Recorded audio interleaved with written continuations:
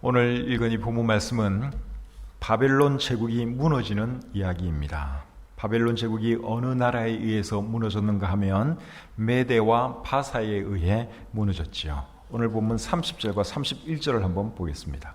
그날 밤에 갈대아 왕 벨사살이 죽임을 당하였고 메대 사람 다리오가 나라를 얻었는데 그때의 다리오는 62세였더라.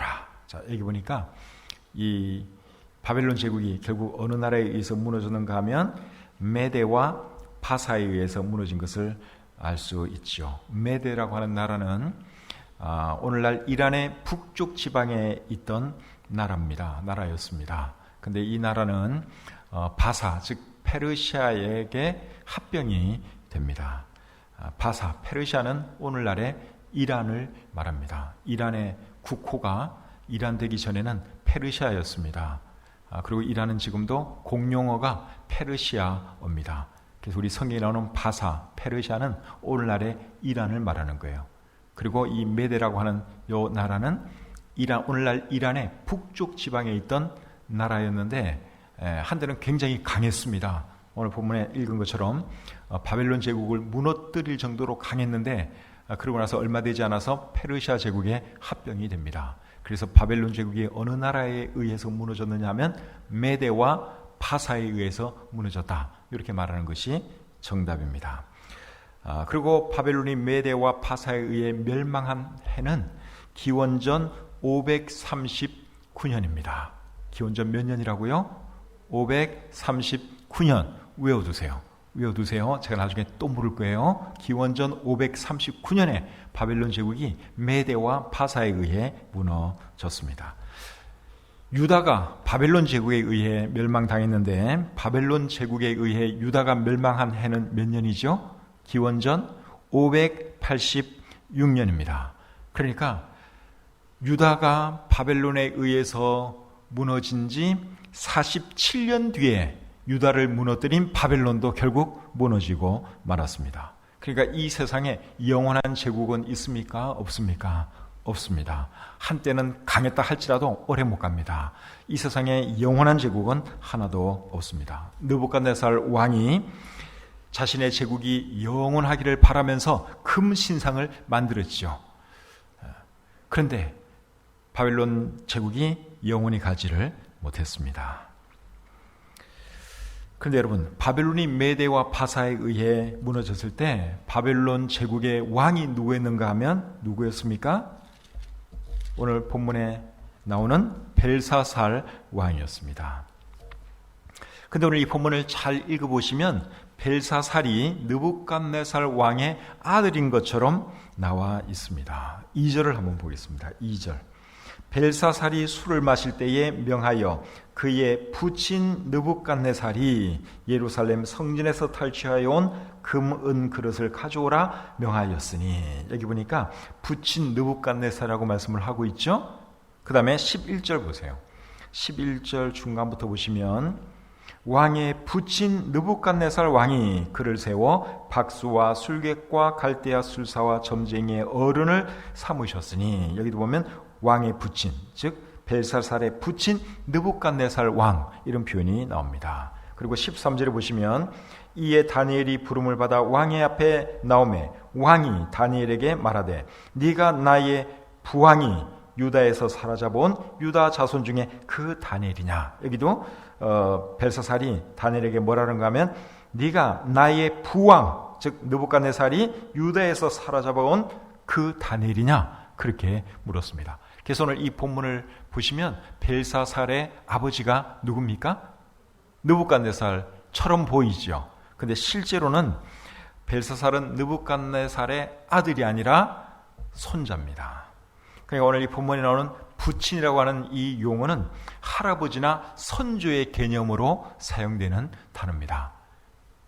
그러니까 실제로는 벨사살의 아버지가 느부갓네살이 아니라 할아버지가 느부갓네살 왕이었습니다. 느부갓네살 왕이 죽고 난 뒤에 그의 왕위를 물려받은 사람은 그의 아들 에윌 무로닥이었습니다. 이 사람에 대해서는 열왕기하 25장 27절에 나오는데 한번 잠시 보겠습니다. 열왕기하 25장 7절입니다. 유다의 왕 여호야긴이 사로잡혀 간 지 37년 곧 바벨론의 왕 에윌 무로닥이 즉위한 원년 12월 그달 27일에 유다의 왕 여호야긴을 옥에서 내놓아 그 머리를 들게 하고, 여기 보면 바벨론의 왕 에윌 무로닥이라는 사람이 나오죠. 이 사람이 느부갓네살 아들입니다. 느부갓네살이 죽고 난 뒤에 이 사람이 왕이 됩니다. 그런데 이 사람은 2년밖에 통치를 못합니다. 2년 뒤에 어떤 일이 일어나느냐? 그의 매부 그리고 느부갓네살 왕의 사위인 네리글리사르라는 사람에 의해서 살해됩니다. 그런데 이 네리글리사르라고 하는 사람도 우리 성경에 나와요. 근데 이름이 다르게 나오는데 네르갈 사레셀 이렇게 나옵니다. 예레미야 39장 3절을 한번 보겠습니다. 예레미야 39장 3절. 자, 제가 또 읽을게요. 바벨론의 왕의 모든 고관이 나타나 중문에 앉으니 곧 네르갈 사레셀과 삼갈 네부와 내시장 살스기민이, 네르갈 사레셀은 궁중 장관이며 바벨론의 왕의 나머지 고관들도 있더라. 여기 보니까 네르갈 사레셀이라는 궁중 장관이 나오죠. 이 사람이 느부갓네살의 사위입니다. 근데 이 사람이 느부갓네살의 아들 왕 에윌 무로닥을 살해합니다. 그리고 자기가 왕이 됩니다. 그러니까 천암 매부간이에요. 근데 어쨌든 왕위가 탐나서 자기의 처남을 죽이고 자기가 왕이 돼요. 근데 우리 성경에는 네르갈 사레셀인데 그 바벨론 역사에는 네리글리사르 그렇게 이름이 나옵니다. 그 다음에 이 네르갈 사레셀, 즉 네리글리사르는 4년 통치하다가 죽습니다. 그리고 그 후에는 누가 왕이 되느냐면 그의 아들이 왕이 되는데 그 아들의 이름은 라바시 마르둑이라는 사람이에요. 근데 이 사람은 또 2달 왕에 있다가 살해당합니다. 누구에 의해서 살해당하는가 하면 나보니두스라고 하는 사람에 의해서 살해됩니다. 그래서 그 다음에 왕이 되는 사람은 이 나보니두스라는 사람이에요. 그런데 이 나보니두스라고 하는 사람은 또 누군가 하면 느부갓네살 왕의 또 다른 사입니다. 그리고 이 사람은 몇 년간 통치를 하는가 하면 17년간 통치를 해요. 근데 이 나보니두스는 자기 아들과 함께 통치를 합니다. 근데 그의 아들의 이름이 뭔가 하면 벨사살입니다. 벨사살 이야기하려고 제가 지금까지 여러 왕들을 이야기했어요. 그러니까 느부갓네살과 벨사살 그 사이에 몇 명의 왕이 지나갔어요. 그리고 나서는 이제 벨사살이 왕이었는데 벨사살이 혼자 왕이 아니었고 그의 아버지와 함께 공동으로 왕위에 있었습니다. 그러니까 이 벨사살은 느부갓네살 왕의 외손자가 되는 것입니다. 그의 아버지가 누구였다고 그랬죠? 나보니두스. 이 사람은 느부갓네살의 사위입니다. 그러니까 느부갓네살의 사위의 아들이 벨사살이니까 벨사살은 느부갓네살 왕의 외손자가 되는 것이죠. 이해가 되시죠? 예.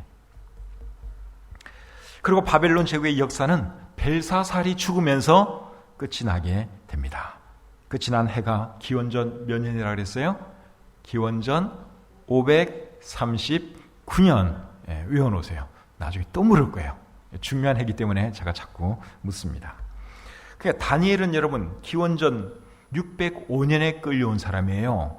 바벨론에 포로로 끌려왔을 때 그 해가 기원전 605년이에요. 그리고 바벨론 제국이 망했을 때는 기원전 539년이에요. 그러니까 몇 년의 세월이 그동안 흘렀는가 하면 605 빼기 539 하면 66년이 흘렀습니다. 그러니까 다니엘이 어린 소년의 나이로 바벨론으로 끌려왔죠. 그리고 66년이 흘렀어요. 그리고 66년이 흘러서 벨사살 왕이 죽임당하면서 바벨론 제국이 무너졌습니다. 그러니까 17살에 포로로 끌려왔다면 바벨론이 멸망했을 때는 나이가 몇 살이 되는 것입니까? 17살 더하기 66년이 흘러갔으니까 83세가 된 거예요. 이해가 되시죠? 오늘 본문에 다니엘이 나오는데 오늘 본문의 다니엘은 소년 다니엘, 젊은이 다니엘이 아니라 할아버지 다니엘입니다. 80대의 할아버지입니다. 오늘 이 본문은 벨사살 왕이 죽는 날에 있었던 일을 기록한 내용입니다. 벨사살 왕이 죽은 날은 곧 무슨 날입니까? 바벨론 제국이 멸망한 날이죠. 자, 그날 무슨 일이 있었느냐? 성대한 파티가 열리고 있었습니다. 자, 1절을 보겠습니다. 오늘 본문 1절입니다. 같이 한번 읽지요. 시작.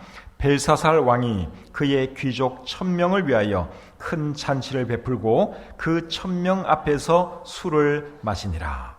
지금 벨사살 왕이 귀족 1000명을 모아놓고 술 파티를 벌이고 있습니다.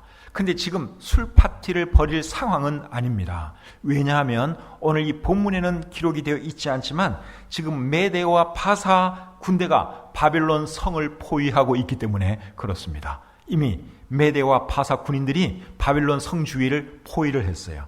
근데 이 바벨론 성은 적군이 좀처럼 들어올 수 없는 난공불락의 성이었습니다. 왜 이 바벨론 성이 난공불락의 성인가 하면 유프라테스 강에서 끌어온 물이 바벨론 성 주위를 이렇게 감고 있었어요. 그러니까 그 물을 건너야지 바벨론 성 안으로 들어올 수 있는데 물 건너오려고 하는 동안에 바벨론 성 안에서 군인들이 활을 쏘거나 해서 적군들을 쉽게 물리칠 수가 있습니다. 그러니까 이 바벨론 성을 점령한다고 하는 것은 대단히 어려운 일이었습니다. 성 주변에 물이 이렇게 쭉 둘러쳐 있었기 때문에 적군들이 쉽게 들어올 수가 없는 그러한 성이 바벨론 성이었습니다. 그리고 보통 적군이 이렇게 성을 포위하게 되면은 결국 시간이 가다 보면 먹을 물도 떨어지고 먹을 양식도 떨어져서 항복할 수밖에 없는 상황이에요. 근데 이 바벨론 성은 물 걱정할 필요가 없어요. 유프라테스 그 물이 이 성 안으로 흘러가도록 그렇게 시설을 해놓았기 때문에 물 걱정할 필요가 없어요. 그리고 먹을 양식도 학자들의 연구에 의하면, 고각자들의 그 연구에 의하면 한 20년 먹을 양식이 그 성 안에 비축이 되어 있었다고 합니다. 그러니까 아무리 적들이 그 바벨론 성을 이렇게 둘러싼다고 해도 큰 걱정거리가 없는 거예요. 물을 건너서 오면은 우리는 너희들을 먼저 공격해서 우리가 너희들을 쳐부술 것이다 하는 그런 그 자신감이 있는 것이죠. 물 걱정 없고 먹을 걱정 없는 거예요. 그러니까 너희들 한번 버틸려면 한번 버텨봐라. 누가 더 오래 버티나 한번 보자. 이제 그러한 마음인 것이죠. 그래서 이 벨사살 왕은 자신들을 포위한 메대와 바사 군사들을 비웃기라도 하듯이 지금 술 파티를 벌이고 있는 것입니다. 술을 열심히 마시다가 벨사살 왕이 어떤 명령을 내리는가 하면 자기 외할아버지 느부갓네살이 예루살렘 성전에서 뺏어온 그 은금 그릇들을 꺼내오라는 명령을 내렸습니다. 그리고 이제 거기 그릇, 그 금, 은 그릇, 성전에서 사용되는 그 거룩한 금, 은 그릇의 술을 따라서 이 사람들이 마시기를 시작합니다. 자, 2절, 3절 또 같이 읽어보겠습니다. 시작. 벨사살이 술을 마실 때에 명하여 그에 붙인 느부갓네살이 예루살렘 성전에서 탈취하여 온 금, 은 그릇을 가져오라고 명하였으니 이는 왕과 귀족들과 왕후들과 후궁들이 다 그것으로 마시려 함이었더라. 이에 예루살렘 하나님의 전 성소 중에서 탈취하여 온 금그릇을 가져오매 왕이 그 귀족들과 왕후들과 후궁들과 더불어 그것으로 마시더라. 참 기가 막힌 일들이 지금 벌어지고 있어요.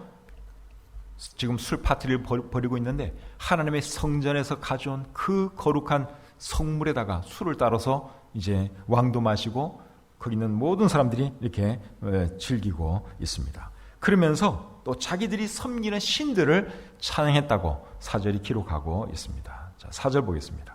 그들이 술을 마시고는 그 금, 은, 구리, 쇠, 나무, 돌로 만든 신들을 찬양하니라. 성전의 기물들을 이용해서 술을 마시고 그리고는 또 뭘 했어요? 자신들의 그 신들을, 자기의 손으로 만든 그 신들을 찬양했다고 여기 말씀하고 있습니다. 그러니까 메대와 바사 군인들만 지금 비웃는 것이 아니라 이 벨사살 왕은 누구까지 지금 비웃으면서 지금 이런 행동을 하는 것입니까? 하나님까지 비웃어 가면서 지금 이런 술 파티를 벌이고 있는 것이죠. 하나님께 대한 모독행위를 지금 하고 있습니다. 이렇게 술을 마시고 즐기는 동안에 무슨 일이 일어나느냐? 갑자기 파티하는 그 장소의 석회벽에 손이 나타나서 글을 쓰기 시작합니다. 자, 5절을 보겠습니다. 5절 시작. 그때에 사람의 손가락들이 나타나서 왕궁 촛대 맞은편 석회벽에 글자를 쓰는데 왕이 그 글자 쓰는 손가락을 본지라. 그러니까 그 석회벽, 왕궁 촛대 맞은편 석회벽이라고 그랬어요. 그러니까 사람들 눈에 제일 잘 띄는 하얀 벽에 갑자기 손이 나타나가지고요. 사람을 놓고 손이 나타나가지고 막 글을 쓰는 것입니다. 그걸 여러분 한번 봤다고 한번 생각을 해보세요. 어떻게 했어요? 지금도 저도 지금 소름이 끼치려고 그래요. 이 벽에 갑자기 손이 나서 막 글을 쓴다고 생각해 보세요. 오싹하죠? 네. 그래서 기겁을 하는 것이 6절에 기록이 되어 있습니다. 자, 6절 말씀 제가 읽어볼게요. 이에 왕의 즐기던 얼굴빛이 변하고 그 생각이 번민하여 넓적다리 마디가 녹는 듯하고 그의 무릎이 서로 부딪힌지라. 왕이 그것을 보고서요, 그냥 아랫돌이 힘이 풀리면서 다리가 막 부딪히는 거예요. 무릎끼리 부딪히고. 그냥 어찌할 줄을 모르요. 얼굴은 사색이 되고. 안 그렇겠습니까? 만약에 저와 여러분들이 지금 당장에 여기에 손이 나타나서 글 쓴다 그래도 아마 그렇게 될 거예요. 근데 이 왕이 여러분 얼마나 참 놀랬겠습니까? 그래서 이 왕이 어떻게 하는가 하면 술객과 술사와 점쟁이들을 다 불러 들어오게 하지요. 자, 7절 말씀 보겠습니다. 왕이 크게 소리질러 술객과 갈대아 술사와 점쟁이를 불러오게 하고 바벨론의 제자들에게 말하되 누구를 막론하고 이 글자를 읽고 그 해석을 내게 보이면 자주색 옷을 입히고 금사슬을 그의 목에 걸어주리니 그를 나라의 셋째 통치자로 삼으리라 하니라. 누구라도 이 글자를 읽고 해석해 주는 사람에게는 높은 지위를 줄 것이며 나라의 셋째 통치자를 삼을 것이다. 그렇게 말을 했습니다. 왜 셋째 통치자를 삼아준다 그랬을까요? 첫 번째 제일 높은 통치자는 누굽니까? 벨사살의 아버지가 제일 높아요. 지금 살아 있습니다. 나보니두스라고 하는 그 황제가 제일 높은 사람이고, 그 다음에 두 번째 서열이 벨사살이에요. 그 다음에 이제 높은 사람을 만들어주겠다 하는 것이죠. 근데 아무리 그렇게 큰 상을 걸어도 그 글자를 읽고 해석할 수 있는 사람이 없습니다. 8절 9절 보겠습니다. 그때의 왕의 지혜자가 다 들어왔으나 능히 그 글자를 읽지 못하며 그 해석을 왕께 알려주지 못하는지라. 그러므로 벨사살 왕이 크게 번민하여 그의 얼굴빛이 변하였고 귀족들도 다 놀라니라. 아무도 그거를 읽지도 못하고 해석도 못하는 것입니다. 그때 이제 이런 소식들을 듣고서 왕비가 왕을 찾아오지요. 그리고는 다니엘에 대해서 말을 해줍니다. 10절부터 12절 보겠습니다. 왕비가 왕과 그 귀족들의 말로 말미암아 잔치하는 궁에 들어왔더니 이에 말하여 이르되 왕이여 만수무강하옵소서. 왕의 생각을 번민하게 하지 말며 얼굴빛을 변할 것도 아니니이다. 왕의 나라에 거룩한 신들의 영이 있는 사람이 있으니 곧 왕의 부친 때에 있던 자로서 명철과 총명과 지혜가 신들의 지혜와 같은 자니이다. 왕의 부친 느부갓네살 왕이 그를 세워 박수와 술객과 갈대아 술사와 점쟁이의 어른을 삼으셨으니 왕이 벨드사살이라 이름하는 이 다니엘은 마음이 민첩하고 지식과 총명이 있어 능히 꿈을 해석하며 은밀한 말을 밝히며 의문을 풀 수 있었나이다. 이제 다니엘을 부르소서. 그리하시면 그가 그 해석을 알려드리리라 하니라. 왕비가 벨사살 왕에게 이제 다니엘에 대해서 설명을 해주면서 다니엘 불러다가 그거 하라고 하면 틀림없이 할 수 있을 것이요. 그렇게 말을 해주었습니다. 여기 왕비는 벨사살의 부인 같지가 않고 벨사살의 어머니라고 생각이 됩니다. 벨사살의 어머니 같으면 나보니두스의 아내가 되는 것이고 느부갓네살의 딸이 되는 것이죠. 그러니까 데비마마입니다. 데비마마가 이제 지금 일어난 그 소식을 듣고 급히 달려와서 그러면 다니엘을 불러라고 그렇게 말을 해 주었습니다. 그래서 이제 다니엘이 왕의 부름을 받고 왕 앞에 서게 되지요. 13절부터 17절 보겠습니다. 이에 다니엘이 부름을 받아 왕의 앞에 나오매 왕이 다니엘에게 말하되 네가 나의 부왕이 유다에서 사로잡아온 유다 자손 중에 그 다니엘이냐? 내가 네게 대하여 들은즉 네 안에는 신들의 영이 있으므로 네가 명철과 총명과 비상한 지혜가 있다 하도다. 지금 여러 지혜자와 술객을 내 앞에 불러다가 그들에게 이 글을 읽고 그 해석을 내게 알게 하라 하였으나 그들이 다 그 해석을 내게 보이지 못하였느니라.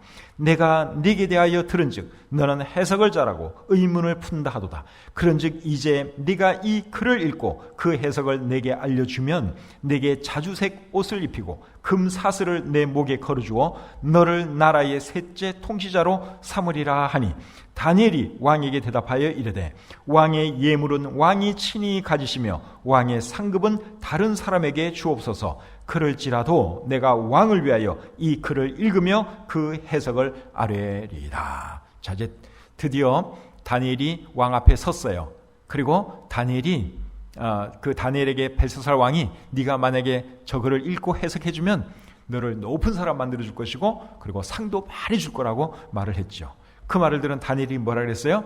왕이요, 상 같은 거는 저 안 주셔도 되고 그는 상은 왕이 가지시고 다른 사람들 주시고 그래도 내가 왕을 위해서 기꺼이 해석을 해드리겠습니다. 그렇게 말을 했습니다. 다니엘이 참 멋있지 않습니까? 멋있죠. 왜 멋있어요? 왜 멋있는가 하면 권력이나 돈에 관심이 없기 때문에 멋있는 겁니다. 사람이 권력이나 돈에 집착을 하게 되면 추하게 됩니다. 근데 다니엘은 권세, 돈 이런 데 관심이 없어요. 그거 왕 가지십시오. 다른 사람 주십시오. 그래도 내가 해석해 드리겠습니다. 이렇게 말을 하면서 이제 해석을 하는데 해석해 주기 전에 왜 그 손이 나타나서 글을 썼는지 그 이유에 대해서부터 설명을 해 줍니다. 18절부터 24절 보겠습니다. 왕이여, 지극히 높으신 하나님의 왕이 부친 느부갓네살에게 나라와 큰 권세와 영광과 위엄을 주셨고 그에게 큰 권세를 주셨으므로 백성들과 나라들과 언어가 다른 모든 사람들이 그의 앞에서 떨며 두려워하였으며 그는 임의로 죽이며 임의로 살리며 임의로 높이며 임의로 낮추었더니 그가 마음이 높아지며 뜻이 완악하여 교만을 행함으로 그의 왕위가 폐함받으며 그의 영광을 빼앗기고 사람 중에서 쫓겨나서 그의 마음이 들짐승의 마음과 같았고 또 들나귀와 함께 살며 또 소처럼 풀을 먹으며 그의 몸이 하늘 이슬에 젖었으며 지극히 높으신 하나님이 사람 나라를 다스리시며 자기의 뜻대로 누구든지 그 자리에 세우시는 줄을 알기에 이르렀나이다.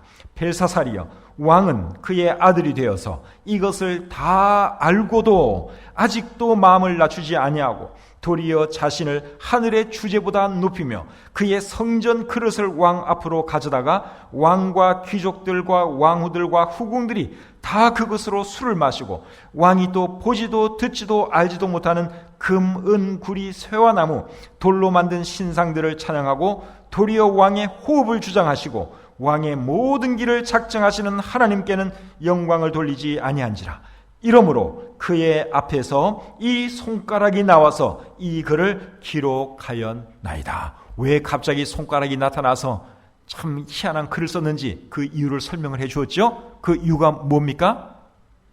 이 벨사살이 느부갓네살 왕에게 일어난 일도 다 알고 하나님이 어떤 분이라는 것을 다 알면서도 하나님을 찬양하지 않고 마음이 교만해져서 하나님을 모독했기 때문에 하나님께서 그 손가락을 나타나게 하셔서 글을 쓰게 하셨다고 설명을 해 주었습니다.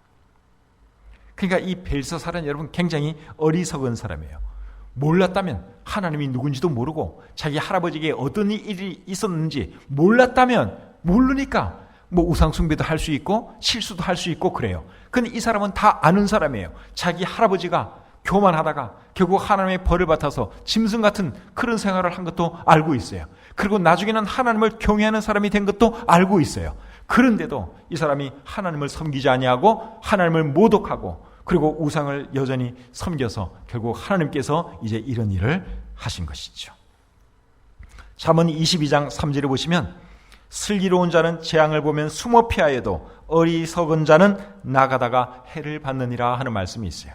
이 벨사살이 지혜로운 사람 같으면 자기 할아버지가 겪었던 그 일을 거울 삼아서 자기는 조심하고 그리고 하나님을 섬기는 삶을 살아야 했습니다. 그런데 그렇게 하지 않고 우상 숭배하고 교만하고 하나님을 모독하는 그러한 삶을 살았기 때문에 하나님께서 이제 이 사람을 벌하시려고 손가락을 벽에 나타나게 해서 글을 쓰게 하신 것이죠. 벨사살에 비해서 여러분 다니엘은 어떤 사람입니까?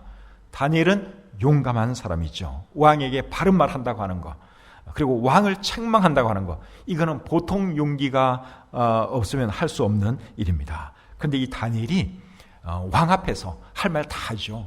왕이 잘못한 것 지적하고 책망하고 아주 용감하게 행동하는 것을 우리가 볼 수 있습니다.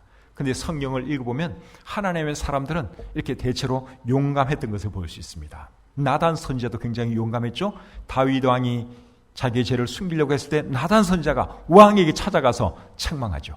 바로 당신이 그 사람이요, 그러면서 다윗 왕을 책망했습니다. 엘리야 선지자도 참 용감한 사람이었습니다. 아합 왕이 참 악한 사람인데 하나님이 하라고 하니까 아합 왕 앞에 가서 저주를 선포하고 책망하는 것을 우리가 볼 수 있습니다. 침례 요한도 용기 있는 사람이죠. 그 당시 왕이 헤롯 왕이었는데 헤롯 왕이 잘못한 것에 대해서 과감하게 책망했죠. 그러다가 결국 감옥에 들어갔지만 이렇게 하나님의 사람들이 참 용감했던 것을 우리가 볼 수 있습니다.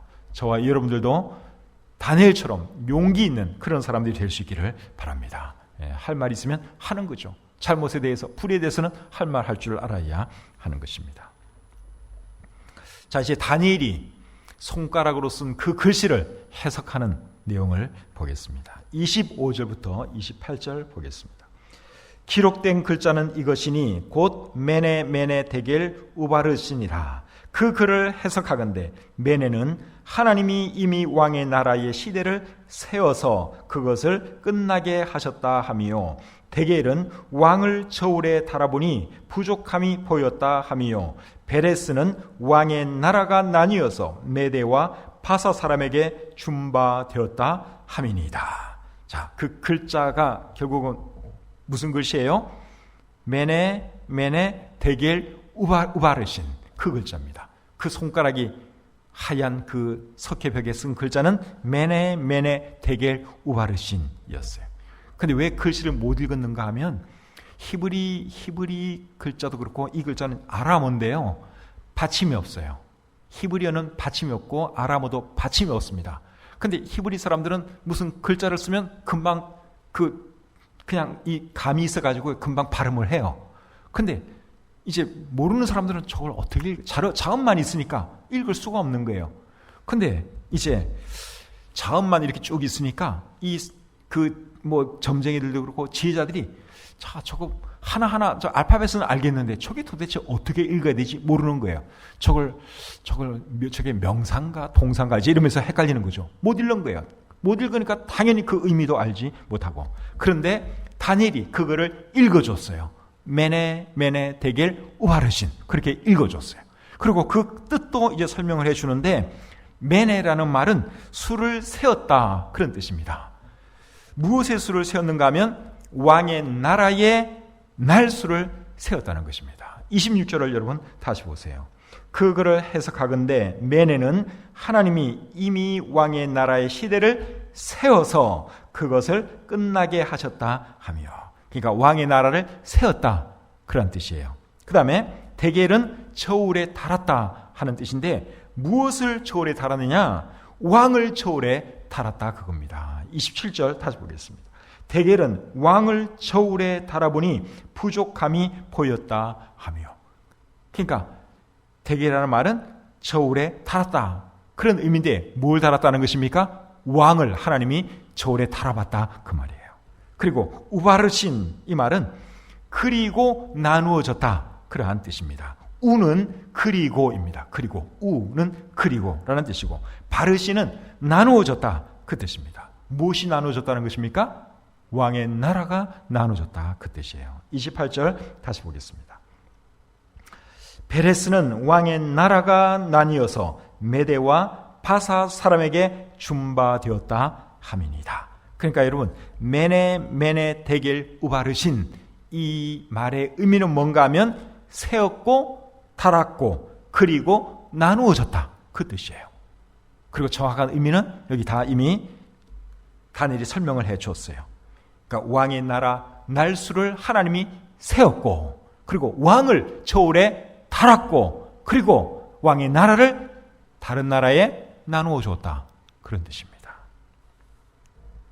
이렇게 해석을 해주니까 벨사살 왕이 자기가 한 그 약속을 이제 지킵니다. 29절 보겠습니다. 이에 벨사살이 명하여 그들이 다니엘에게 자주색 옷을 입히게 하며 금사슬을 그의 목에 걸어주고 그를 위하여 조서를 내려 나라의 셋째 통치자로 삼으니라. 이 벨사살이 그래도 왕이라고 약속은 지켰습니다. 근데 이 약속은 별 의미 없는 약속이에요. 왜냐하면 바벨론 제국은 곧 망할 거니까. 그리고 이분의 나이가 이미 80대 할아버지예요. 권력, 재산 관심 없어요. 그리고 나라는 곧 멸망할 것인데, 어쨌든 벨사살은 자기가 한 말에 대해서 책임을 지고 그 약속을 지켰다는 것이죠. 그리고 이제 그날 밤에 결국 벨사살이 죽임을 당하고 바벨론 제국은 끝이 나게 됩니다. 30절 31절 다시 보겠습니다. 자, 같이 읽죠. 시작. 그날 밤에 갈대아 왕 벨사살이 죽임을 당하였고 메대 사람 다리오가 나라를 얻었는데 그때의 다리오는 62세였더라. 이게 바벨론 제국의 마지막입니다. 이 일이 일어난 해가 기원전 몇 년이요? 539년. 그때 벨사살 왕이 죽었고 그의 제국이 무너졌습니다. 오늘 이 본문을 통해서 배울 수 있는 교훈이 뭘까요? 하나님은 지금도 개인과 나라의 날수를 세고 계시고 개인과 나라를 저울에 달고 계신다 하는 교훈을 우리가 배울 수 있습니다. 시편 39편 4절 5절 한번 찾아보겠습니다. 시편 39편 4절 5절. 자, 같이 한번 읽어보겠습니다. 시작. 여호와여, 나의 종말과 연한이 언제까지인지 알게 하사 내가 나의 연약함을 알게 하소서. 주께서 나의 날을 한 뼘 길이만큼 되게 하심에 나의 일생이 주 앞에는 없는 것 같사오니 사람은 그가 든든히 서 있는 때에도 진실로 모두가 허사뿐이니라. 그러니까 다윗은 하나님께서 자기의 날을 한 뼘 길이만큼 되게 하셨다, 그렇게 말씀을 하고 있습니다. 그러니까 사람의 살 날을 누가 정해주시는 거예요? 하나님이 정해주시는 거예요. 근데 그 한 뼘 길이만큼 하나님이 정해주셨다, 그런 고백을 했습니다. 그 다음에 시편 90편 11절 12절 또 보겠습니다. 11절 12절 90편 11절 12절.